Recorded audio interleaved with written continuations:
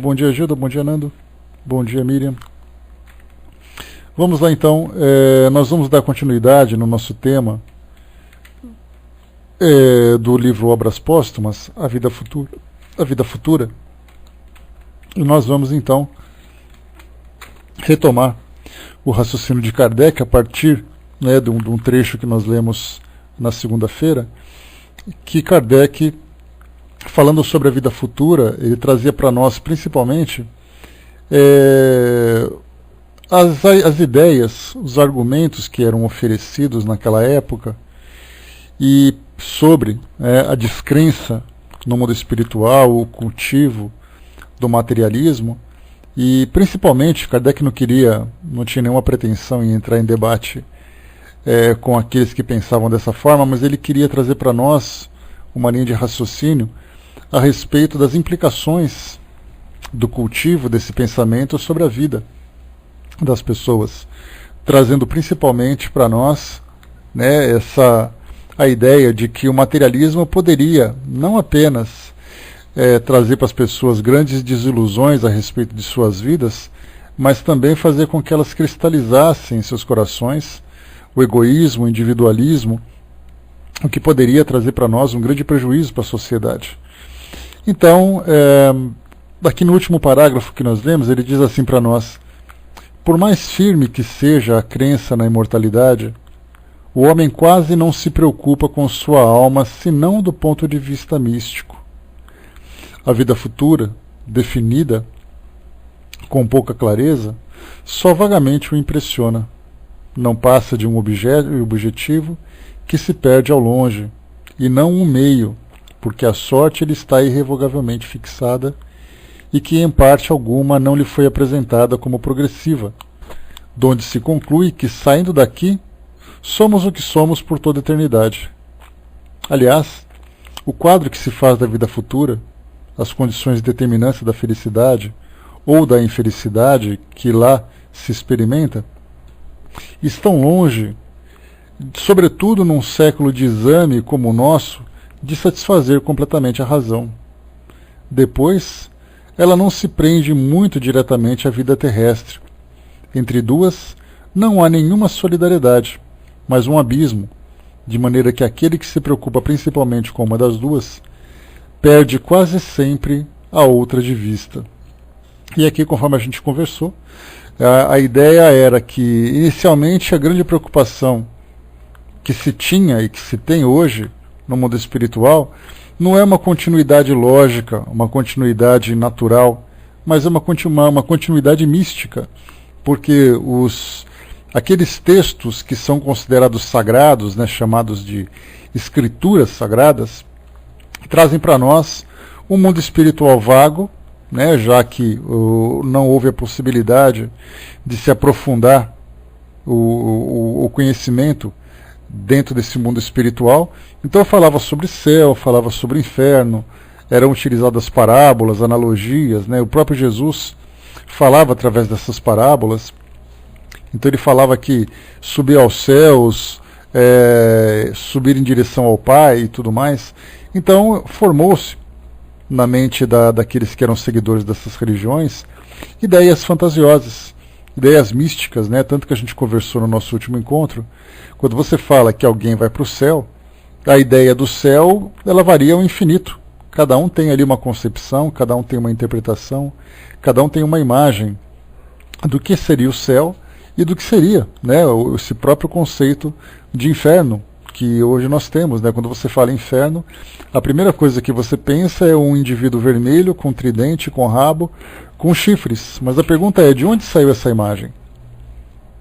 A ideia, por exemplo, ontem mesmo eu ouvi o início de um curso que falava sobre a interpretação do Novo Testamento.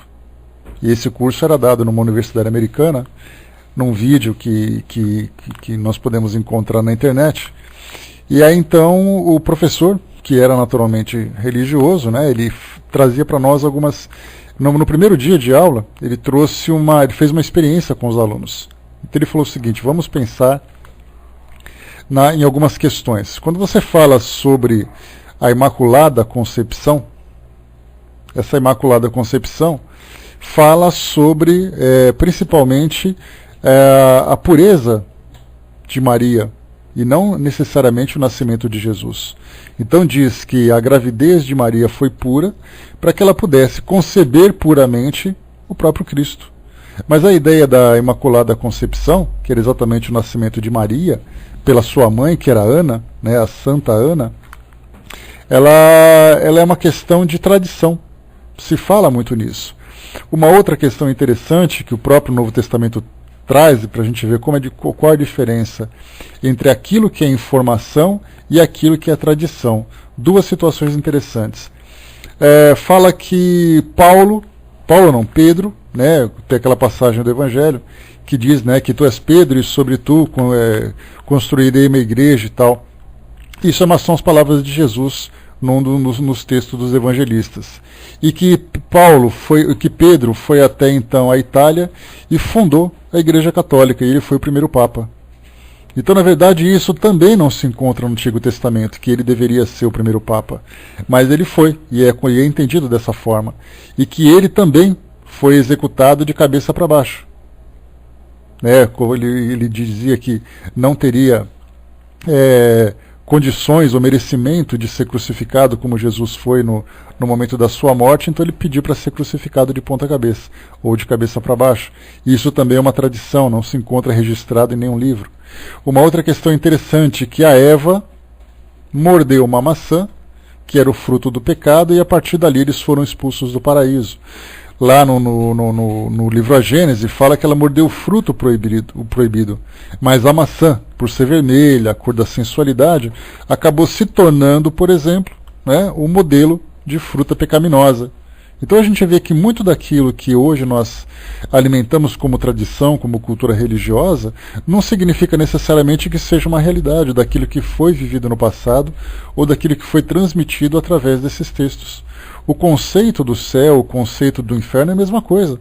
O que Jesus falava a respeito do inferno era mais ou menos que na Geena, né, que era aquele grande lixão que você tinha naquela região, então ele dava o exemplo que a pessoa ficaria ardendo por causa dos seus pecados. E aí então de imediato já imagina aquele caldeirão de enxofre, com o diabo com o seu tridente, cheio de demônios do lado, cutucando e perfurando as suas almas e tudo mais. Da mesma forma que tem também aquela mesma ideia de que o céu, né, se encontra com aquela estrutura materializada para representar o paraíso.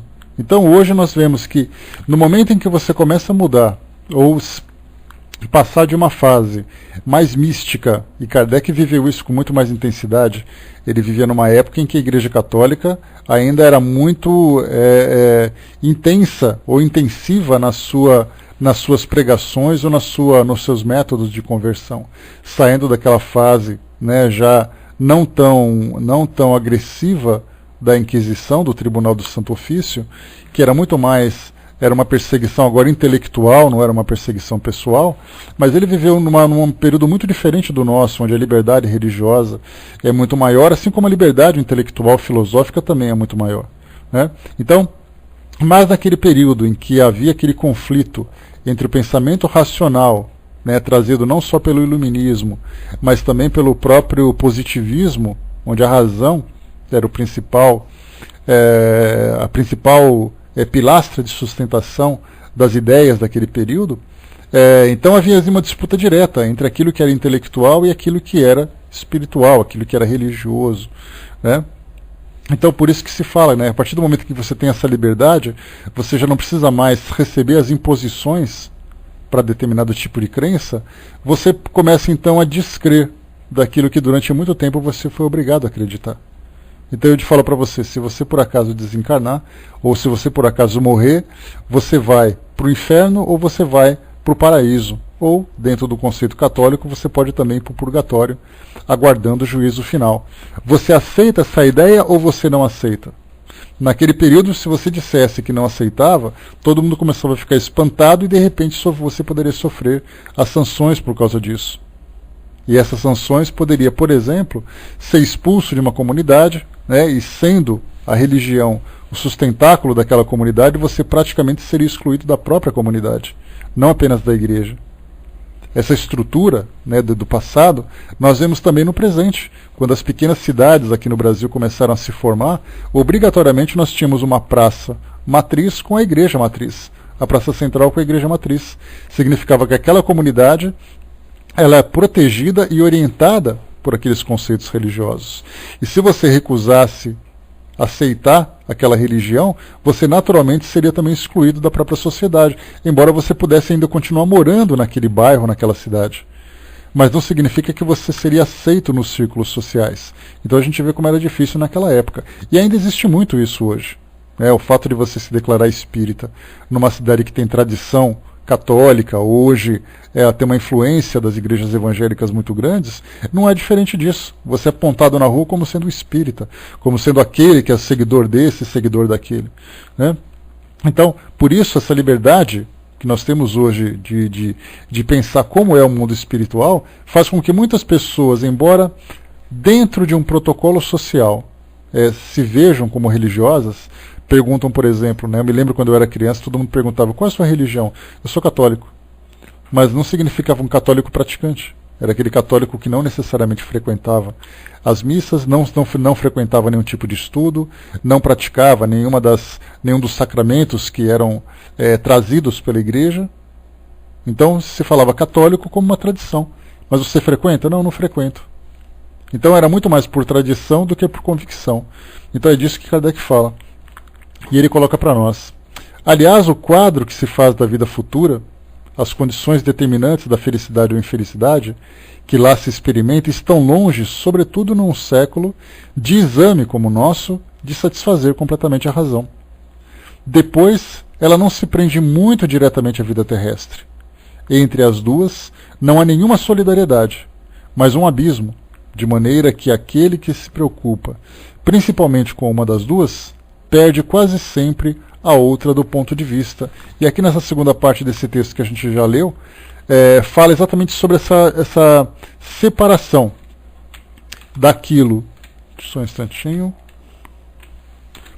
Há uma separação daquilo que diz respeito à vida material, à vida terrena, aquilo que diz respeito à vida espiritual.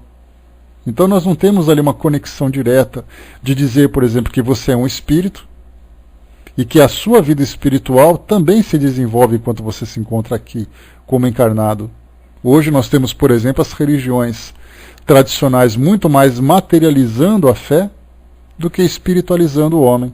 O que significa materializar a fé? Significa, por exemplo, de pensar nessa conhecida a doutrina da prosperidade, em que as pessoas se aproximam da religião e começam a se dedicar nessa devoção a Deus para receber como recompensa o conforto e a estabilidade da vida material. Quantos e quantos depoimentos chegam para nós de pessoas que falam, depois que eu comecei a frequentar a igreja, a minha vida começou a melhorar porque eu arrumei um emprego, porque eu comecei a comprar tal coisa, porque meus filhos foram estudar, porque eu comecei a viajar e coisa e tal. Quer dizer, o que a igreja tem a ver com a sua prosperidade material? É a conexão que se faz hoje. Aliás, Miriam, esses testemunhos são quase que uma propaganda que as religiões utilizam hoje para impressionar as pessoas. Se você quer ter uma tranquilidade material, faça a sua contribuição e continue frequentando a nossa igreja, que a sua vida vai se transformar. E hoje, numa sociedade como a nossa, em que o Brasil passa por dificuldades financeiras e quase todos passam por esse aperto, quando você oferece uma facilidade como essa, basta você acreditar, basta você frequentar que a sua vida vai melhorar, não existe nada melhor. Então, por isso que nós temos ali uma separação direta. Quer dizer, se você está aqui hoje se dedicando espiritualmente, você se esquece da vida material. O que significa se esquecer da vida material? Principalmente das suas relações sociais. As pessoas dizem assim, eu quero construir a minha vida material, a minha vida espiritual, a minha tranquilidade espiritual. Então eu tenho que me dedicar exclusivamente a Deus, eu não me preocupo com quem está à minha volta. Então nós nos fechamos dentro das nossas instituições religiosas, fazendo com que o meu compromisso com Deus seja individual, quer dizer, eu com Deus e o mundo, cada um que se vire, cada um com seus problemas.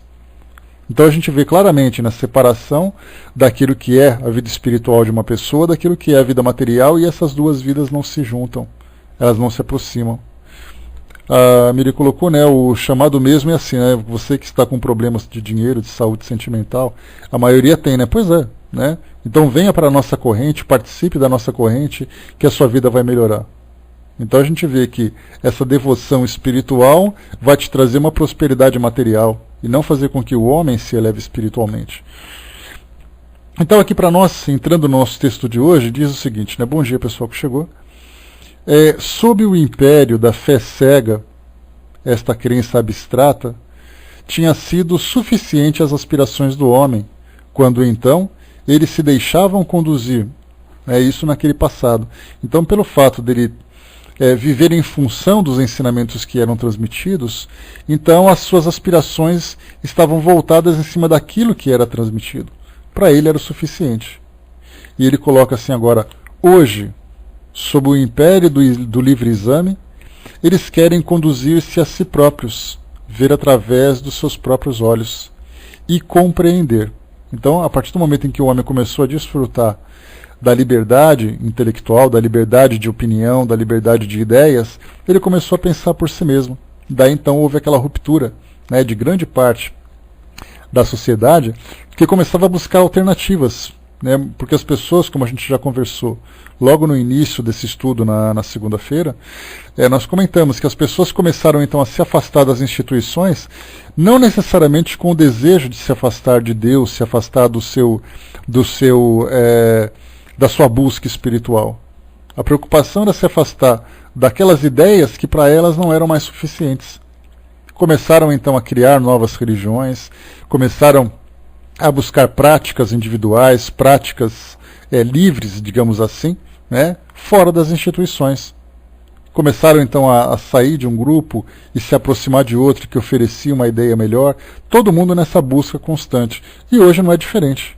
Hoje continua sendo assim, mas sem aquela imposição que se tinha antes. E continua para nós. Estas vagas noções da vida futura não estão à altura das ideias novas e não respondem mais às necessidades criadas pelo progresso. A mesma coisa, a visão da vida futura. Se você perguntasse no século XIX, o que você acredita que vai acontecer com você? No momento em que seu corpo físico vier a óbito, no momento que seu corpo físico morrer, o que vai acontecer com você? E aí, então a primeira ideia que se tinha era exatamente isso, porque você vai para cá ou você vai para lá. Aí as pessoas davam aquela coçadinha na orelha dizendo assim, olha, pode até ser interessante, mas eu não acredito que seja assim. E a pergunta é então, no que você acredita? Eu não sei em que acredito, mas eu sei em que eu não acredito. Começaram a fazer então essa escolha por exclusão, excluir aquilo que não era compatível com a razão, compatível com o seu raciocínio, que era muito fantasioso, né? Mas deixava em aberto a possibilidade de novas ideias. E continua para nós. Com o desenvolvimento das ideias, tudo deve progredir em torno do homem, porque tudo se mantém, tudo é solidário na natureza. Ciências, crenças, cultos, legislações, meios de ação. O movimento adiante é irreversível, porque é lei da existência dos seres. O que quer que fique para trás, abaixo do nível social, é colocado de lado, como vestes que não servem mais ao tamanho, e finalmente é arrastado pela onda que sobe. Então as ideias antiquadas, as ideias atrasadas, ultrapassadas, elas vão inevitavelmente ficando para trás, porque novas ideias vão superando. A gente vê isso claramente, né, falando especificamente das religiões. Nós podemos ver que hoje as práticas religiosas são muito diferentes das práticas do passado. E nós falamos no passado não muito distante. Falamos num passado de 100 anos, num passado de 50 anos. Vocês se recordam, só para vocês terem uma ideia, para perceber claramente como houve uma mudança significativa no modo de pensar das pessoas com relação às religiões tradicionais, vocês devem se recordar, nós principalmente que temos ali mais de 40 anos, né, ou próximo aos 40 anos, dá para a gente lembrar como eram as práticas religiosas nos dias sagrados na época em que nós éramos crianças. Sexta-feira Santa, Páscoa, nessa época de Natal, em que as famílias tinham ali as suas tradições, né? de pensar, por exemplo, que num dia de Nossa Senhora você obrigatoriamente tinha que ir à missa, no dia de Sexta-feira Santa você não podia comer carne, numa época de Natal você tinha que participar da Missa do Galo. Basta a gente lembrar como os nossos pais viveram esse período religioso, os nossos avós principalmente. Quando era feriado religioso, as pessoas se dedicavam à religião. Hoje, no feriado religioso, as pessoas vão para a praia, vão para a fazenda, vão passear, vão viajar, ficam em casa, fazem qualquer coisa, menos se preocuparem com a tradição religiosa. Então a gente vê que o nosso calendário religioso é um calendário ainda bastante recheado por essas comemorações. Mas não significa necessariamente que as pessoas sigam esse calendário, como acontecia no passado. E por que elas não seguem mais? Por uma questão de descrença, por uma questão de mudança de estilo de vida. Me recordo na época de Sexta-feira Santa, que saíam aquelas lendas, no meu círculo de amigos, quando eu era criança, que uma pessoa foi comer um pedaço de frango e engasgou com o osso, o outro foi comer a carne, entalou e quase morreu. Então isso aconteceu aqui em São Paulo mesmo, durante um tempo. O McDonald's passava a vender apenas o McFish, que é aquele lanche com filé de peixe, que tinha nesse período porque o peixe era permitido e os outros não. Aí perceberam que isso aí acabava não tendo uso nenhum e liberaram todo o cardápio a partir dessa época. Então a gente vê claramente que o tempo vai passando, a mente das pessoas vão se transformando e as ideias ultrapassadas vão ficando para trás. E somente aqueles que são realmente seguidores dessas tradições, que são praticantes, que são devotos e acreditam na legitimidade dessas práticas, continuam fazendo. Os demais não. Vamos em frente aqui então, é o que Kardec está passando para nós. Então, quer dizer, aquilo que é o movimento do progresso, ele é irreversível. E aquilo que vai ficando para trás vai sendo largado como se fosse vestes que não servem mais ao tamanho. E continua. Bom dia, pessoal que chegou. Assim também acontece com as ideias pueris. As ideias pueris são ideias infantis sobre a vida futura com as quais nossos pais se contentavam. Persistir em impô-las hoje, isso no século XIX, mas também serve hoje para o século XXI, seria compelir a incredulidade, seria forçar as pessoas a se tornarem incrédulas. Hoje é muito interessante que você, fazendo uma entrevista numa rua, por exemplo, com pessoas desconhecidas, se elas acreditam no céu, se acreditam no inferno, elas vão ficar meio balançadas, embora elas sejam praticantes de suas religiões. E por que elas ficam balançadas? Porque são ideias que foram transmitidas de tempo em tempo e a razão foi progredindo e não foi encontrando lógica naquilo tudo. Porque, como eu passei para vocês agora há pouco, muitas vezes nós temos tradições religiosas que não têm embasamento doutrinário. Como é o caso, por exemplo, de encontrar o diabo vestido desse ou daquele jeito, e a pergunta é, aonde está escrito, está escrita essa descrição de como é o diabo? Nós tivemos, por exemplo, certa vez uma freira que, vivendo ali no seu convento, na sua vida religiosa, praticante, atuante, ela teve um sonho.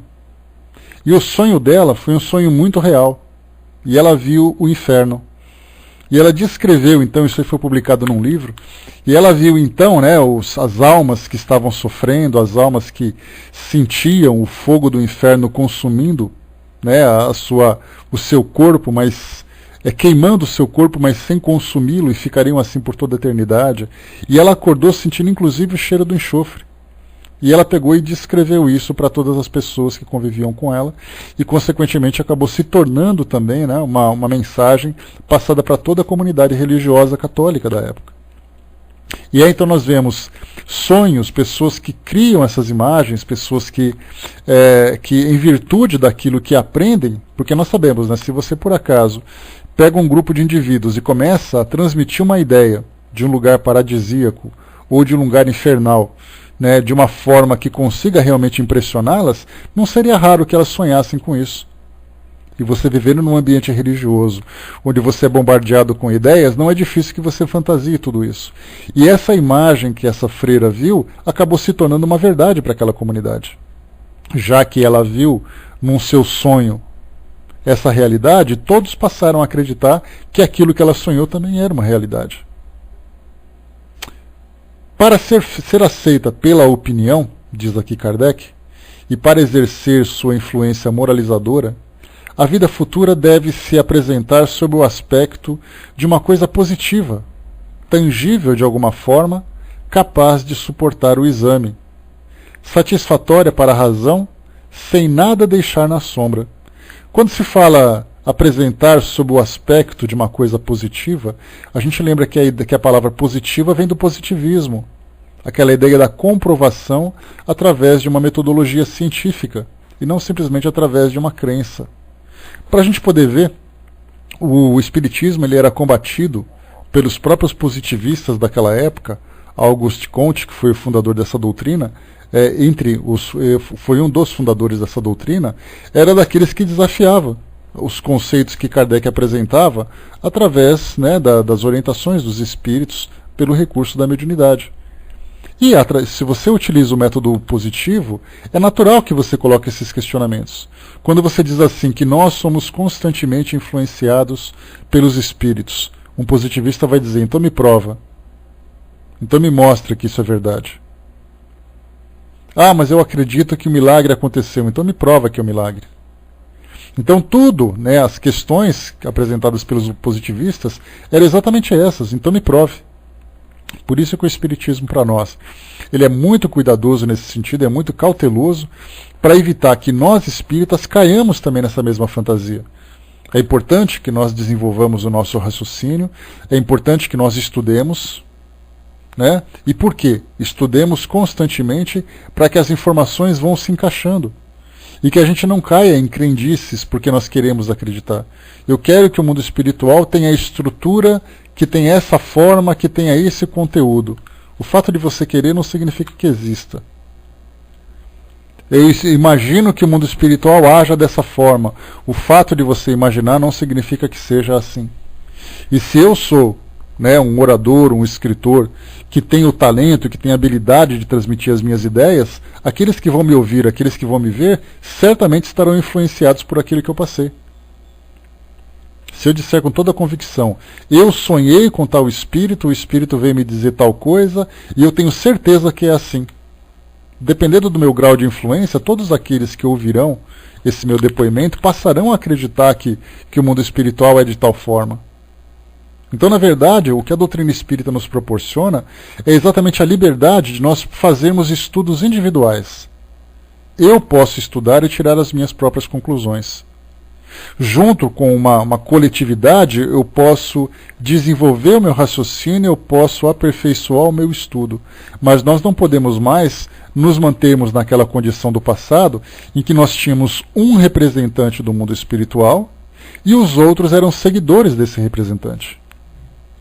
O fato de eu me colocar, eu sou um líder religioso, então o mundo espiritual é assim, a nossa religião é assim, e todos vocês vão dizer, eu aceito, amém. Por isso, então, hoje a doutrina nos proporciona, você pode ir numa livraria, você pode comprar o seu livro, e você pode fazer um estudo individual, para você chegar às suas próprias conclusões. Se você observar que não é o suficiente o estudo individual, participe de um grupo de estudos, mas sempre estudando, sempre compreendendo, sempre desenvolvendo o intelecto. Porque a nossa crendice, ela é naturalmente impressionável. Qualquer informação que possa nos causar uma grande impressão, já é o suficiente. Se nós começarmos, por exemplo, a ouvir uma palestra de um padre sobre a sua religião, de um pastor sobre a sua religião, e ele sendo bastante persuasivo nas suas convicções, você pode não se tornar religioso como ele. Mas muitas vezes você passa a acreditar, será que o que ele falou é verdade? Simplesmente porque ele tem o dom da palavra, ele tem o dom do convencimento. E, aliás, essa é uma necessidade dos líderes religiosos. Do contrário, como é que ele vai conseguir convencer as pessoas de que aquilo que ele acredita será também o objeto de crença das outras pessoas? Então, o estudo individual é fundamental. E por isso, então, essa coisa positiva que Kardec trouxe para nós, fala exatamente sobre isso. Tem que ser algo que possa ser julgado, que possa ser analisado, tangível de alguma forma, capaz de suportar o exame. O que significa capaz de suportar o exame? Vamos colocar essa ideia sobre a mesa e vamos começar a questionar sobre tudo isso. Vamos falar, por exemplo, sobre como é o mundo espiritual. Aí nós pegamos ali o Nosso Lar, que é o livro mais conhecido, começamos a ver a descrição de André Luiz que fala sobre o Nosso Lar, e nós passamos então, nossa, todo mundo que desencarnar vai para um ambiente bonito como aquele, ou para um ambiente que tem estrutura como aquela. Isso é um fato? Vamos examinar essa questão. Partindo de que princípio? Vamos observar o depoimento de outros espíritos. Outros espíritos que tenham trazido ideias a partir de médiuns conceituados, que tragam ideias que sejam sólidas, que sejam concretas, que tenham lógica. Vamos fazer uma comparação, vamos fazer novas entrevistas, vamos conversar com médiuns que tenham evidência, que sejam capazes de trazer para nós depoimentos. Então o que a doutrina nos proporciona é a facilidade, a liberdade de desafiar tudo aquilo que existe como base doutrinária. Se eu pegar o Livro dos Espíritos, abrir uma questão e falar assim, eu duvido que isso aqui seja verdade, você tem a liberdade de duvidar. Você não vai para o inferno por causa disso, você não cometeu um pecado por causa disso, e nem você vai deixar de ser espírita por causa disso. Mas como o próprio codificador trouxe para nós, é assim, você pode me apresentar uma ideia nova, melhor do que o espiritismo, e eu aceito. Mas essa ideia vai ter que ser muito bem embasada pela lógica, não pela crença. Então o próprio Kardec se colocou à disposição para aceitar o desafio. Ele faz isso no livro que é o Espiritismo. Se você me trouxer uma outra religião, uma outra filosofia que fale do mundo espiritual com mais propriedade, com mais racionalidade, com mais lógica, eu aceito. Apenas isso. Só que não pode ser baseado em crença, baseado em fé. Então aqui, que seja satisfatória para a razão, sem nada deixar na sombra.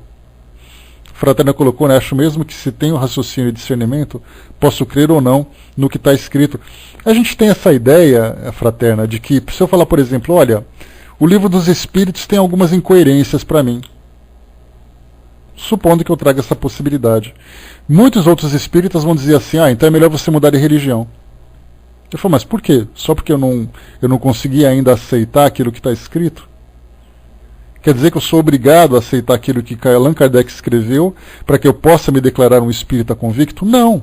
Eu tenho liberdade absoluta para duvidar. Só que a mesma liberdade de dúvida que eu tenho é o mesmo compromisso que eu tenho de estudar para poder dissipar essa dúvida. Porque muitas vezes eu olho assim e falo assim, não acredito que é assim. Fecho o livro, guardo e vou embora. Significa que se você se considera um espírita, é um espírita muito, muito preguiçoso e muito acomodado. Porque quer as coisas todas mastigadas, né? Então, na verdade, temos a liberdade de não compreender as coisas, de duvidar das coisas, mas nós temos um compromisso pessoal de nos dedicarmos ao estudo para buscar essa resposta. É assim que cada um de nós vamos nos desenvolver dentro dessa doutrina.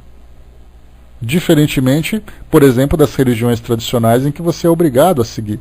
Você tem que aceitar aqueles dogmas, você tem que aceitar aqueles conceitos, porque do contrário você não faz parte daquela religião.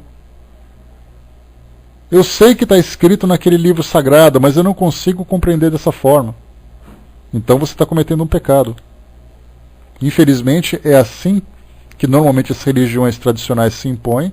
Você é obrigado a ter aquele ritual, você é obrigado a aceitar aquele dogma, você é obrigado a respeitar aquilo que está escrito. Então a doutrina espírita trouxe para nós várias ideias, nos trazendo explicações sobre o mundo espiritual, e você pode aceitar ou não aceitar. Se você não aceita, você tem que buscar uma resposta que seja condizente com a sua necessidade. E continua Kardec para nós. É no momento em que a insuficiência das noções sobre o futuro abria a porta à dúvida e à incredulidade, que novos meios de investigação são dados ao homem para penetrar nesse mistério e fazer-lhe compreender a vida futura na sua realidade, no seu positivismo, olha de novo a palavra positivismo, nas suas relações íntimas com a vida corporal. E continua. Bom dia, pessoal que chegou. Por que geralmente cuidamos tão pouco da vida futura? Uma pergunta que Kardec faz naquele período e que nós fazemos hoje. Né? Por que nós nos preocupamos tão pouco com a vida futura? Por que você não se preocupa para onde você vai, como você vai? A nossa preocupação é hoje, nosso imediato, nosso dia a dia. Roberto colocou, a fé raciocinada não é aceitar o raciocínio de tudo que está lá, engolindo tudo, é a partir do nosso raciocínio entender o que está nas obras básicas com criticidade, né? O estudo é fundamental, por isso que nós falamos, né? O próprio Espírito Verdade fala sobre isso, né? Espírito, amai-vos, eis o primeiro mandamento. Por que amai-vos? Porque nós temos que estabelecer uma relação humana, desenvolvendo o respeito, o amor, a solidariedade entre todos os homens. Instruí-vos, eis o segundo. E esse instruí-vos não é você decorar aquilo que está escrito, é você analisar aquilo que está escrito.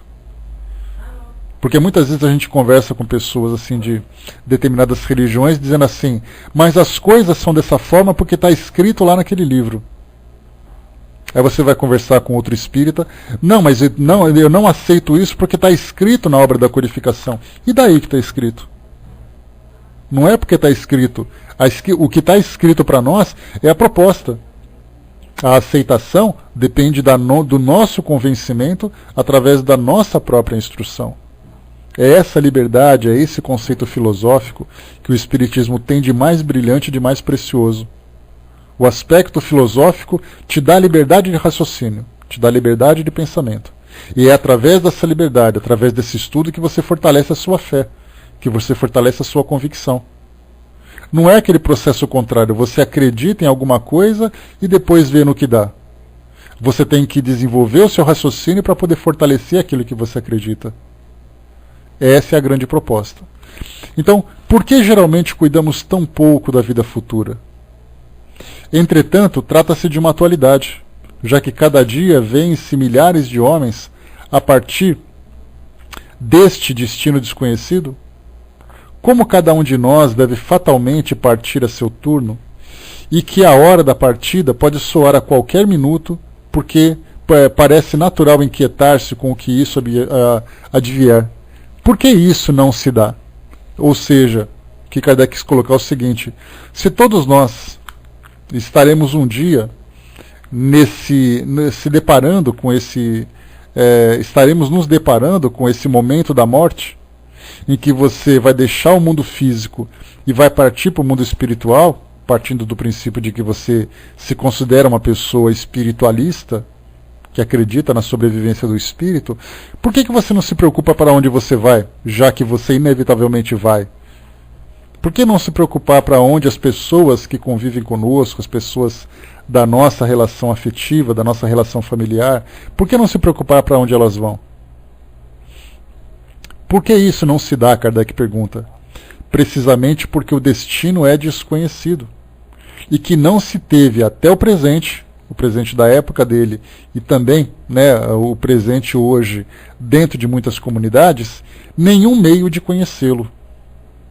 A inexorável ciência veio desalojá-lo dos lugares onde havia circunscrito, ou seja, o conhecimento, o método científico, veio tirar o mundo espiritual daqueles locais onde ele era restrito, como por exemplo o céu se encontra em um lugar, o inferno se encontra em outro lugar. Entre o céu e entre o inferno, você tem ali aquele mundo vazio, aquele vácuo. Alguns até acreditam que as almas penadas ainda continuam por aí. Vocês se lembram que no primeiro dia que nós estudamos o livro dos médiuns, foi na nossa introdução, bom dia pessoal que chegou, nós fizemos uma brincadeira, eu trouxe para vocês todas as palavras e expressões que eu consegui me lembrar no que dizia respeito a espíritos. Então nós falamos de espíritos, almas, assombrações, almas penadas,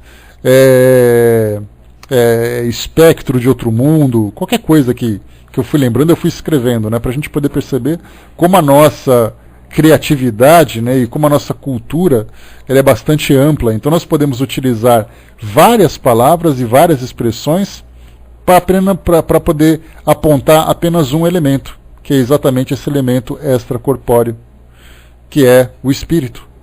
Então nós trouxemos vários. Então quando se fala em alma penada, o que significa alma penada? É aquela alma que se encontra penando, vagando entre dois mundos. e que muitas vezes se manifestam através das manifestações assombrosas, das manifestações fantasmagóricas. Aliás, esqueci fantasma também, né? Então, está nesse intermédio, né, entre esses dois mundos. Então, a gente vê, né, que entre esses dois mundos, como era apresentado, existe ali uma infinidade de posições, de situações que nós não conhecemos. Isso porque até então, pegando, por exemplo, a Bíblia, que é o livro considerado base da religião cristã, e como Kardec trouxe para nós aqui no próprio livro dos Obras Póstumas, que a gente tinha conversado, qualquer coisa que qualquer teólogo, qualquer religioso, qualquer filósofo escrever a respeito do cristianismo, ele parte do mesmo livro, da Bíblia. E tudo que ele trouxer é a interpretação dele. Então quer dizer assim, a gente vai dizer assim, mas o padre fulano de tal, lá no século tal, escreveu tal coisa. Não importa o que ele escreveu. O que ele escreveu foi o pensamento dele. A base do cristianismo se encontra no Novo Testamento. Apenas aquilo. E se nós pegarmos 50 pessoas diferentes, de várias regiões do mundo diferente, que professam o cristianismo, todas elas vão falar a partir do seu ponto de vista. Então não importa, não importa, porque Santo Agostinho escreveu. Não me importa o que Santo Agostinho escreveu. Se ele escreveu sobre Jesus, eu prefiro estudar o Novo Testamento, porque ali fala as palavras de Jesus. Mas teve o outro que escreveu. Não me importa o que ele escreveu. O que me importa é o que está no Novo Testamento.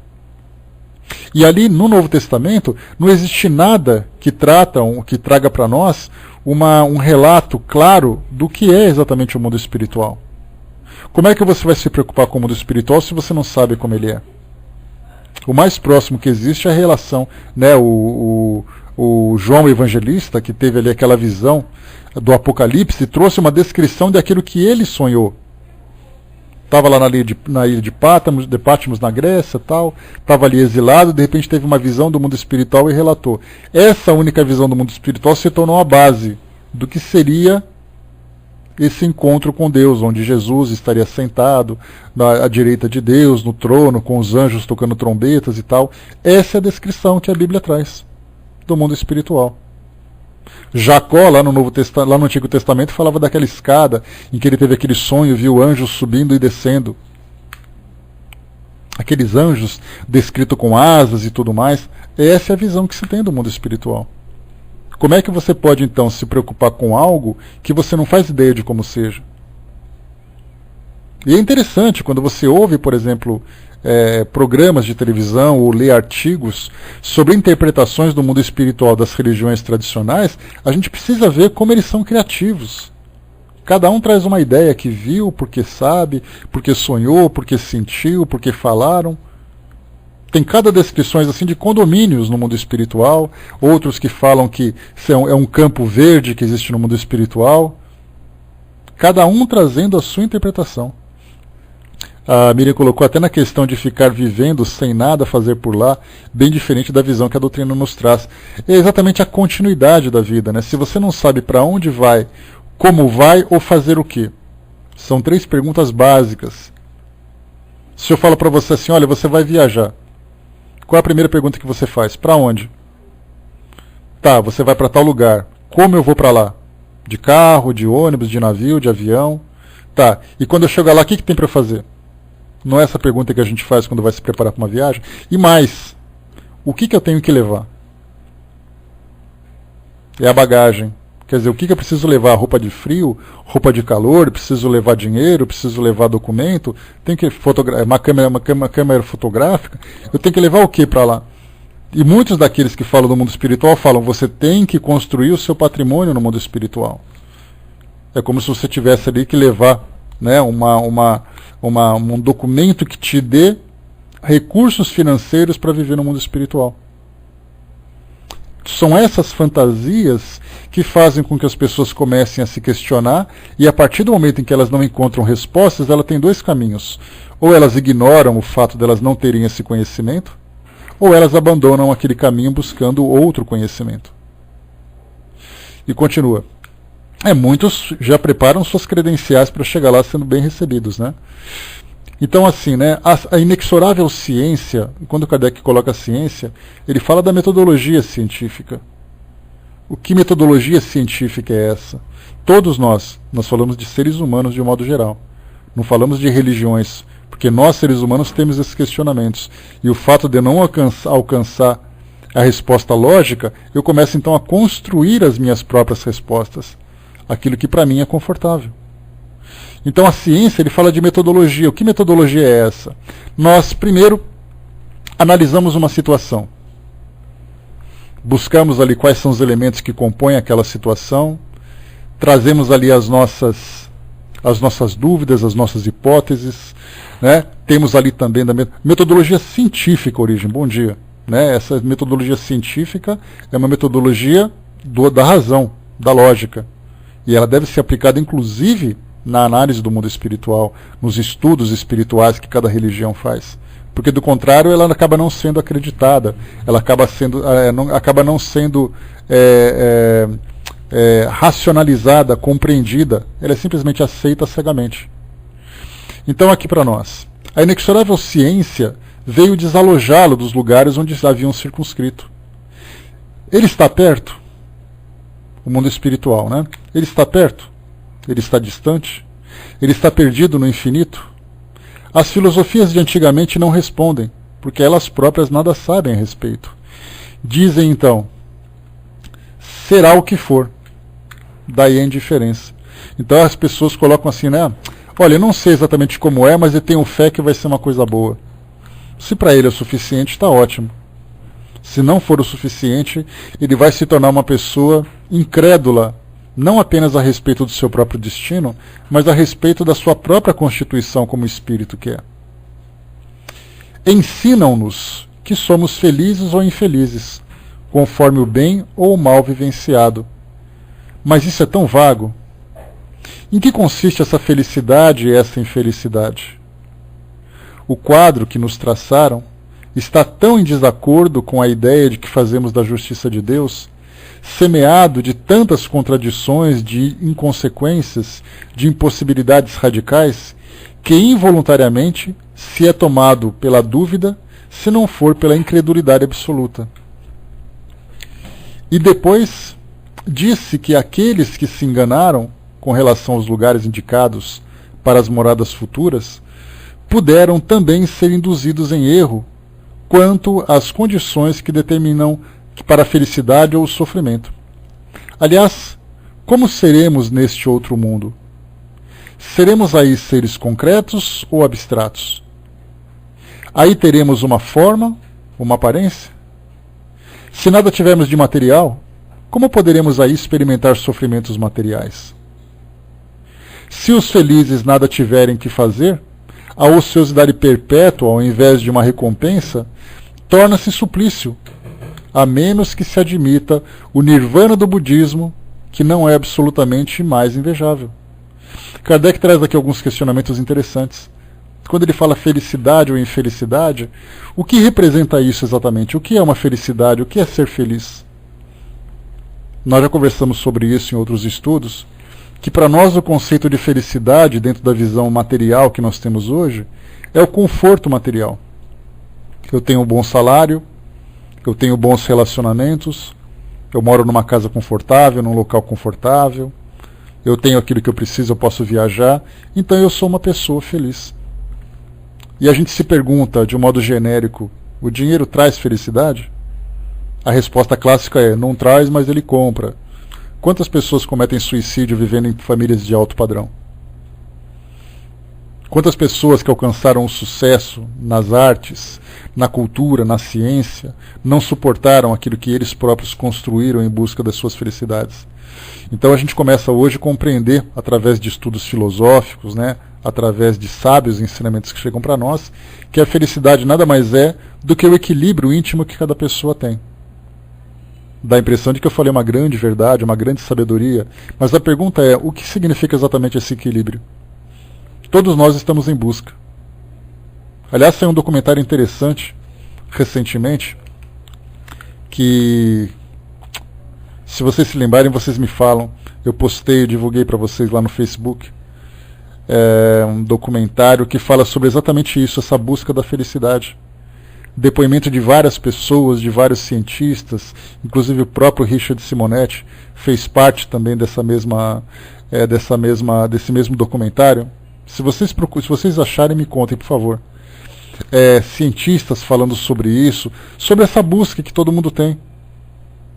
Né, um sábio do catolicismo, um sábio do budismo, um sábio cientista, né, um sábio do espiritismo, todo mundo dando o seu depoimento do que significa essa busca que todos os seres humanos têm. Que para nós ainda é um grande desafio. Você não pode buscar aquilo que você não conhece. Então a gente começa a imaginar um estado pleno de felicidade e começa a buscar, muitas vezes pelo caminho errado. Muitas vezes pela ambição, muitas vezes acreditando que viver um amor incondicional por outra pessoa é o suficiente para você ser feliz. E aí depois de um tempo você percebe que cometeu um erro, porque você depositou na mão daquela pessoa aquilo que pertence apenas a você. Então hoje nós temos várias ideias que estão se desenvolvendo, tentando, aliás nós estamos numa fase, né, em que o mundo se encontra mais preocupado com essas questões espirituais, né, essa nova... A gente pode lembrar que a partir da década de 70, década de 80, esse movimento de nova era, esse movimento de espiritualização hoje tem tomado conta das pessoas. Só que infelizmente a gente vê que as próprias religiões tradicionais estão cometendo esse erro de falar para a pessoa: venha para a nossa igreja que você vai ser feliz, porque você vai ter tua casa e teu emprego. Então, fazendo com que a felicidade da pessoa esteja condicionada a fatores externos, a fatores exteriores. Mas a gente vai pensar assim: como é que a gente vai ser feliz se não tiver tudo isso? A gente chama o pensamento de um grande sábio do passado, Jesus. Não o Jesus religioso, mas o Jesus sábio. Quando ele dizia: a felicidade não é desse mundo. O que significa isso? Que aqui, no ambiente onde nós estamos, a nossa preocupação deve ser o trabalho de reconstrução. O trabalho de reconstrução dos nossos valores, o trabalho de reconstrução do nosso caráter, o trabalho de reconstrução de nós mesmos. Então você não vai conseguir ser feliz aqui, porque o fato de você viver no mundo material te coloca em plena dependência de tudo aquilo que é material. Não importa se você vive num condomínio de luxo, num palácio, numa favela, num bairro comum de periferia, não importa. Você sempre vai ter necessidade material. E a partir do momento em que você tem necessidade material e essa necessidade não é suprida, você não vai conseguir ser feliz. Então nós temos que nos elevar espiritualmente, construir esse futuro espiritual, compreendendo exatamente essa lógica que o mundo espiritual nos proporciona, para que a gente possa, de fato, construir esse caminho, né? Aliás, como o próprio Gandhi fala, né, que não existe caminho para a felicidade. A felicidade é o próprio caminho. Só que ela vai sendo construída gradualmente. Você pode não ser plenamente feliz aqui nesse mundo, e certamente você não será. Mas você pode começar a construir a sua felicidade, começando realmente a buscar aquilo que é valoroso para você. Nós temos assim pessoas que dizem: eu sou muito feliz porque meu casamento é maravilhoso. E de repente acontece alguma coisa e um dos cônjuges acaba desencarnando. E o outro se torna o mais infeliz do mundo. Então, na verdade, nós confundimos um estado de conforto por um estado de felicidade. E a felicidade é uma conquista que não se perde. Essa é a grande questão. A partir do momento em que você consegue de fato ser feliz, você não se torna infeliz. É por isso que nós aqui nesse mundo não conseguimos ser plenamente felizes. E nem conseguiremos. Essa é a grande questão, né? Então, aqui para nós, quando Kardec fala, né, que como será o mundo espiritual, como será do outro lado, o que nós vamos encontrar, o que nós vamos buscar, dentro daquilo que nos é oferecido como apenas um elemento de fé, nós não vamos conseguir saber. Nós precisamos primeiro conversar com quem mora do outro lado, quem vive desse outro lado. Aí vai dizer assim: mas quem morreu não voltou para contar. Voltou sim, e voltou o tempo todo. Né? Exatamente, Origem, né? Porque a felicidade depende do conceito de cada um. Se eu perguntar para você o que te faz feliz, vai ser muito diferente daquilo que me faz feliz. Se eu perguntar para um tailandês, vai ser muito diferente do que ele faz para ser feliz. E muitas vezes o fato de você se sentir confortável, basta a gente ver, quem tem animal de estimação, o seu cachorrinho, o seu gatinho, o seu passarinho, o seu peixe, aí olha assim, quando ele está naquela tarde, depois do almoço, com esse calorão, né, principalmente, ele acaba de comer ali a sua raçãozinha, toma a sua água, dá aquela deitadinha no tapete, dá aquela ressonada e dá aquela fungada, né? A gente olha e fala assim, como ele está feliz, né? Na verdade ele está confortável. Ele não tem conceito de felicidade ainda, ele não sabe o que é ser feliz. Ele simplesmente desfruta daquela condição de conforto, assim como nós. A diferença é que o nosso conforto, ele é construído uma condição de satisfação. Nós também somos assim. E é por isso que nós temos, né, aqueles espíritos que dizem para nós nos seus depoimentos que, olha, vocês precisam trabalhar esses elementos, porque do contrário vocês não vão conseguir compreender o que é felicidade. A felicidade é tranquilidade de consciência, é a harmonia dos sentimentos, é você não sentir medo, é você não sentir culpa. Quem de nós consegue viver plenamente dessa forma? Ninguém. Ah, mas eu não tenho medo de nada. Não tem alguém que você goste que eventualmente possa morrer de um dia para o outro? Isso não te provoca um certo medo? Você não tem medo de ser feliz, você não tem medo de perder aquilo que você construiu, você não sai na rua, você não fica com medo. Então todos nós temos ainda esses entraves que acabam nos impedindo de alcançar essa felicidade, porque é o local onde nós estamos. É como se eu perguntasse para um presidiário, eu vou te colocar numa cela maravilhosa, com uma televisão de 32 polegadas, com uma banheira, com uma ducha quente, com uma refeição deliciosa. Você vai ser feliz dentro da penitenciária? Como ele vai ser feliz se ele não tem liberdade? Nós aqui não temos liberdade. Então todos nós vamos, aos poucos, construindo essa felicidade. Continua Kardec para nós aqui. Deixa eu andar aqui, senão nós vamos... Deixa eu ver quanto que falta. Falta pouco. Vamos lá.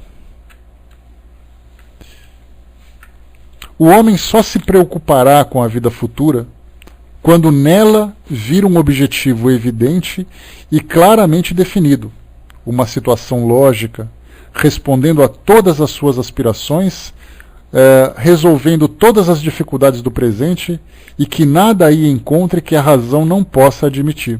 Então, eu me preocupo com o mundo espiritual se eu tiver uma leve convicção de que existe mundo espiritual. Eu vou me preocupar com a minha continuidade ou com a continuidade da minha existência se eu tiver uma leve convicção de que aqueles que morrem aqui no mundo físico continuarão vivos do outro lado. Eu não posso ficar fantasiando. Fantasia subjetiva, cada um fantasia aquilo que gosta. Dependendo do filme que eu vi, dependendo das viagens que eu fiz, eu vou ter uma ideia completamente diferente do que é o paraíso ou do que é o inferno. Então eu penso, o que vai ser de mim quando eu me libertar do meu corpo físico? Eu preciso ter referências para poder desenvolver um raciocínio a partir daí. E se essa referência não for real, não for consistente, eu vou então viajar na maionese, como se diz popularmente. Se ele se preocupa com o dia seguinte, é porque a vida do dia seguinte se liga intimamente à vida da véspera. Elas são solidárias umas a outras. Ele sabe que sua posição de amanhã depende do que fizer hoje. E sua posição de depois de amanhã dependerá do que fizer amanhã e assim por diante. Olha que interessante essa colocação de Kardec. Você tem preocupação de colocar, por exemplo, a compra do mercado na geladeira? Tem. Por quê? Porque se não colocar vai estragar. Mas qual o problema se estragar? O problema é que amanhã eu não vou ter o que comer. Então você acredita que vai ter amanhã? Acredito. Você está comprando uma roupa que vai durar 10 anos. Por que você tem essa preocupação? Porque talvez eu use durante 10 anos. Significa então que eu acredito que eu vou continuar vivo durante 10 anos. Mas e com relação a você espiritualmente depois que sair, que partir aqui do mundo físico, que vai ser inevitável? Como diz aquela piada de humor negro, né? Eu tenho uma novidade para te contar, você vai morrer. Pode ser amanhã, pode ser daqui a 10 anos, 50 anos. E depois que isso aconteceu, o que vai ser de você? Ah, eu não sei, pois poderia saber. Poderia e deveria saber. Porque a condição que você vai se encontrar no mundo espiritual vai depender daquilo que você vive hoje. Assim como a própria lógica da vida. Amanhã você vai encontrar alguma coisa, mas dependendo do que você fizer hoje, você pode encontrar alguma coisa completamente diferente. Hoje você tem seu emprego, você tem a sua casa. Para de pagar suas contas e para de trabalhar para ver o que acontece. Então, quer dizer, nós estamos cumprindo compromissos dia após dia para a manutenção da nossa existência. Espiritualmente não é diferente. O Brás colocou, né, todos os relatos que tivemos de pessoas que desencarnados, sua chegada de lá varia de pessoa para pessoa. E por que tem essa variação toda, Brás? Porque cada um vive do jeito que quer. Cada um vive do jeito que quer e chega do jeito que não quer. Agora vai chegar um momento em que todos nós alcançaremos um grau de conhecimento, alcançaremos um grau de equilíbrio, em que todos nós chegaremos quase que do mesmo jeito. Vai ser aquele voo tranquilo, aquele pouso calmo, aquele desembarque organizado. Por que tudo isso? Porque nós nos preparamos da mesma forma. Agora, cada um quer viajar de um jeito, cada um vai chegar do outro jeito. Quanto tempo isso vai levar para chegarmos nessa harmonia, nesse equilíbrio? É só a gente olhar para fora da janela de nossas casas e olhar para o mundo para ver como é que ele está. Qual é o grau de preocupação que as pessoas têm com relação ao seu futuro espiritual?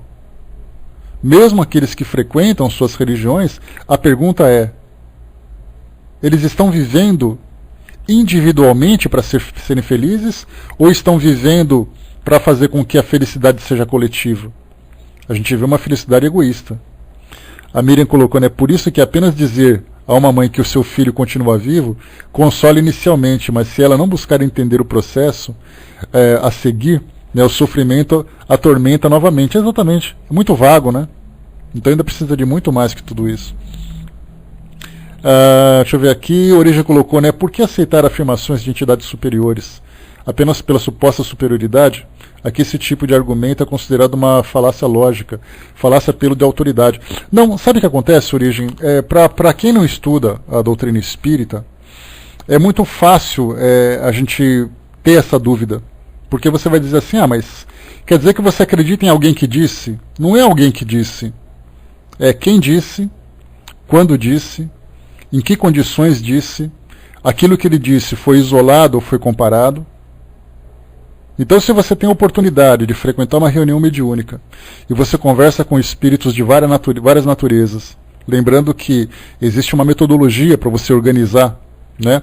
Mas essa autoridade superior, você vai considerar uma pessoa de valores superiores por aquilo que ele fala e por aquilo que ele faz.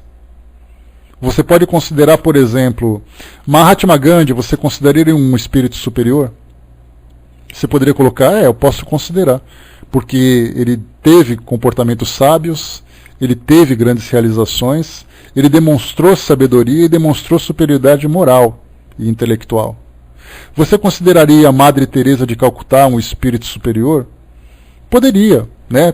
Então, quer dizer, você parte do princípio de que você tem, daquilo que ele demonstra, você constrói os seus conceitos a partir do seu julgamento. Porque a gente não convive na intimidade, a gente não sabe quem é e coisa e tal, né? Pois é, quer dizer, se você convivesse com ele, você poderia colocar não só a sua mão, mas você se entregaria ao fogo. Mas como a gente não convive com eles, você fala assim, olha, eles demonstraram essa sabedoria por aquilo que eles fizeram. Agora você pode perceber isso em qualquer pessoa. Uma pessoa que tem conhecimento em determinada área do conhecimento humano, o médico, por exemplo, você está doente, sua mãe está doente, seu amigo, seu filho está doente, aí você leva ao médico, o médico começa a te passar segurança da forma como ele te atende, das explicações que ele te dá, do tratamento, do resultado. Aí você fala, esse médico tem um conhecimento superior aos demais porque ele demonstrou isso na prática. Você vai para um governante, ele trouxe aquele equilíbrio para a sociedade, todo mundo viveu feliz, e você fala assim, ele demonstrou isso por aquilo que ele fez. Então, na verdade, esse rótulo de superior, você não olha pelo crachá. Você vê a superioridade por aquilo que a pessoa faz. A humildade não é algo que você compra. A humildade é aquilo que você faz. A sabedoria é aquilo que você demonstra. A força de caráter é aquilo que você prova. Então ninguém traz anterior, né? Pois é, mas a pergunta é, esses estariam certos em tudo? É o seguinte, quando você faz quando você monta uma ideia baseado naquilo que alguém apresenta, você precisa de outros que confirmem aquilo. Eu sempre dou um exemplo aqui na sala, como você não frequenta aqui, né? Eu vou te dar um exemplo daquilo que a gente fala. Vamos supor que eu tenha viajado para a Itália. Aí eu volto e conto para você tudo aquilo que eu conheci na Itália. Você tem duas opções. Você vai acreditar naquilo que eu vi porque você me conhece, ou você vai ficar na dúvida. Então você vai falar assim, deixa eu comprovar para ver se aquilo que ele falou da Itália é verdade. E você começa a ler livros sobre a Itália, você conversar com outros brasileiros que moram na Itália, você conversa com italianos que moram na Itália, você viaja para a Itália e você consegue mostrar, comprovar, ou pelo menos checar que aquilo que eu te falei tem uma lógica de verdade. Então você percebe que o método que a doutrina espírita apresenta para nós, através dos estudos e das revelações que os espíritos trazem, não é porque o espírito falou que é acreditado. É porque tudo isso foi examinado. Tudo isso foi estudado, foi comparado, foi examinado. O médium é colocado em prova, o espírito é colocado em prova, a instituição onde ele se manifestou é analisada. Então não é algo simplesmente que ele disse que é um espírito superior. Na verdade, depois de um certo tempo de estudos, depois de um certo tempo de ensinamentos, você diz, tudo isso que ele fala tem lógica com outros tantos ensinamentos, seja do cristianismo, do budismo, do islamismo, e mesmo através da filosofia. Né? Deixa eu ver aqui, até mesmo o método científico é limitado, né? Ele não é capaz de experimentar a consciência. Sim, mas tem coisas que ele pode experimentar, tem coisas que ele não pode. Aquilo que você não pode, você estuda até o limite das possibilidades. Nós não vamos conseguir respostas para tudo, né? Aqui na condição em que nós existimos, né? No nosso grau de avanço tecnológico, no nosso grau de avanço científico, no nosso grau de avanço até mesmo espiritual. Então, na verdade, nós estamos aceitando essas ideias até o limite das nossas possibilidades. Agora, o fato de não conseguir alcançar um conhecimento ilimitado não significa que eu tenha que desprezar toda a capacidade que eu tenho. Então, você tem que ir até o mais lógico possível. É aí que você encontra, então, respostas para aquilo que você precisa. Então, quer dizer, vamos jogar fora todos os cursos universitários. Porque eu não acredito que meu professor saiba tudo. O fato dele não saber tudo não significa que eu não acredite naquilo que ele fala. Não significa que eu não possa comprovar aquilo. Vamos pegar os nossos diplomas, vamos rasgar e fazer fogueira de São João. Vamos fechar todas as universidades. Por que elas não fecham?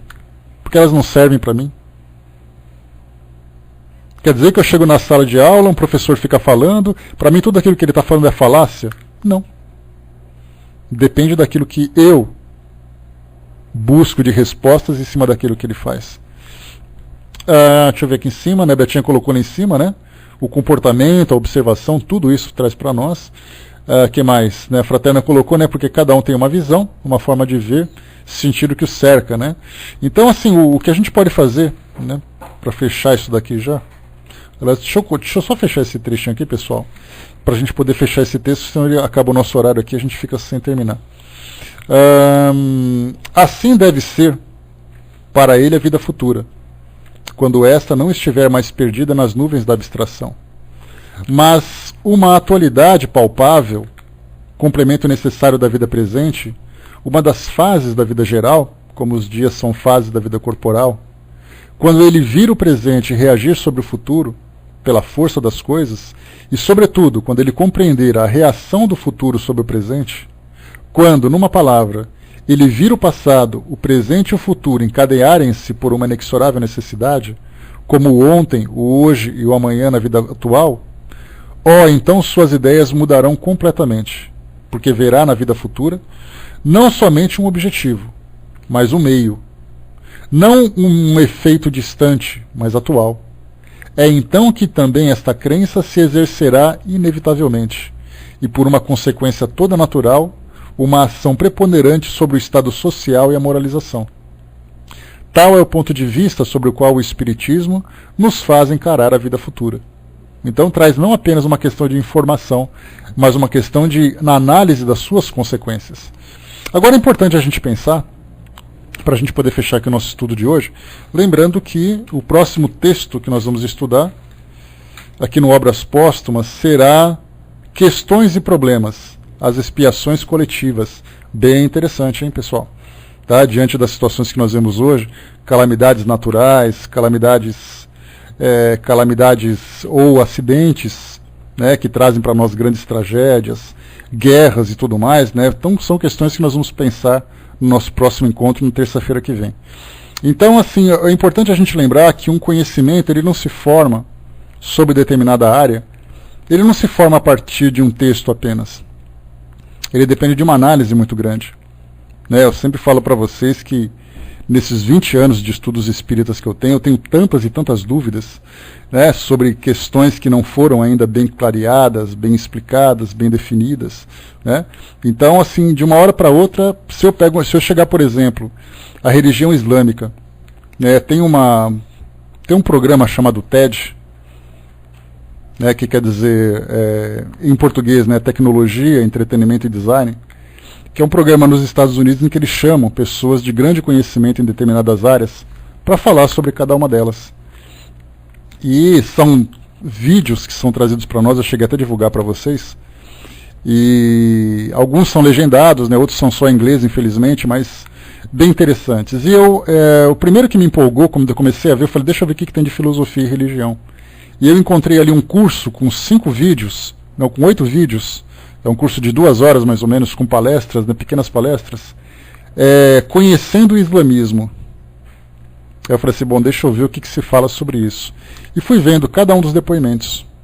Né, um falando de um era um muçulmano que conhecia muito bem, o outro era um ex-terrorista, inglês, ele era inglês, se converteu ao islamismo e falava sobre isso. Outro era humorista que contava piadas sobre Islã.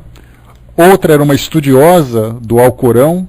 Outro falava sobre compaixão na visão islâmica. E tinha mais uns 2 lá que eu não lembro quais eram. Eu comecei a ver aqueles vídeos e fiquei impressionado.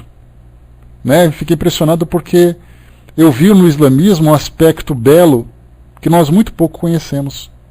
Porque a ideia que se faz do islamismo são as mulheres cerceadas nos seus direitos, são terroristas, são aqueles países que são dominados por esse autoritarismo teológico. Né? Então, de repente eu vi aquele vídeo e fiquei encantado com a proposta filosófica que o islamismo traz. E a pergunta é, significa que eu conheço o islamismo porque eu assisti aquelas 2 horas de vídeos? Obviamente que não. Eu precisaria de estudar muito mais do que eu imagino. Eu precisaria passar minha vida toda estudando, conhecendo as tradições, conhecendo os costumes, conhecendo os ensinamentos, os filósofos. Né? Então, para nós é importante, tudo aquilo que é novo deve ser conhecido gradualmente.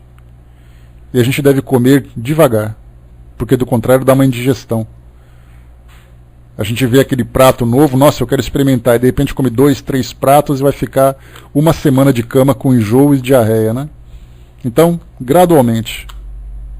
E tem que ser assim, eu quero conhecer não por uma questão de desafio, eu quero conhecer por uma questão de desejo de conhecer. Esse é o ponto principal de qualquer filosofia, qualquer ideia que a gente tem hoje. De repente eu falo assim, olha, eu não gosto da religião evangélica porque eu tenho um vizinho lá que é insuportável. Eu estou pior do que ele, porque eu tenho ideias pré-concebidas. O preconceito é a pior coisa que tem. Eu não gosto de muçulmano porque o cara jogou o avião no prédio. Uma religião que tem mais de 1 bilhão de seguidores e a minha referência é um cara que jogou o avião num prédio. Isso é um preconceito que eu faço. Então é importantíssimo para nós ter essa liberdade de pensamento, a boa fé, né, de estudar qualquer ideia que aparece, que é fundamental para desenvolvermos e para realmente aprendermos sobre aquele assunto. Então, pessoal, para a gente fechar, né, o Dudu colocou lá em cima, eu preciso crer que esses espíritos iluminados deixaram uma boa nova através da nova visão do que eles fizeram para a melhoria de um povo. Caridade, fraternidade e humildade trouxeram, né, isso me basta. Crer na minha fé que eles mesmos, né, não sendo ainda divinos, me fizeram acreditar, né, que a minha vida mudou muito através dessas pessoas enormes, né, de espírito como Gandhi, Chico, Mahatma e outros, né? Não, cada um vai buscando aquilo, né? Acho que a nossa a espiritualização e a felicidade, né, cada um busca pelo seu próprio caminho. Não existe um caminho, né, para a verdade, né? A verdade é o próprio caminho. Então é importante que nós tenhamos essa busca, esses princípios dentro de nós, seja em que área for, né? Então, pessoal, fechando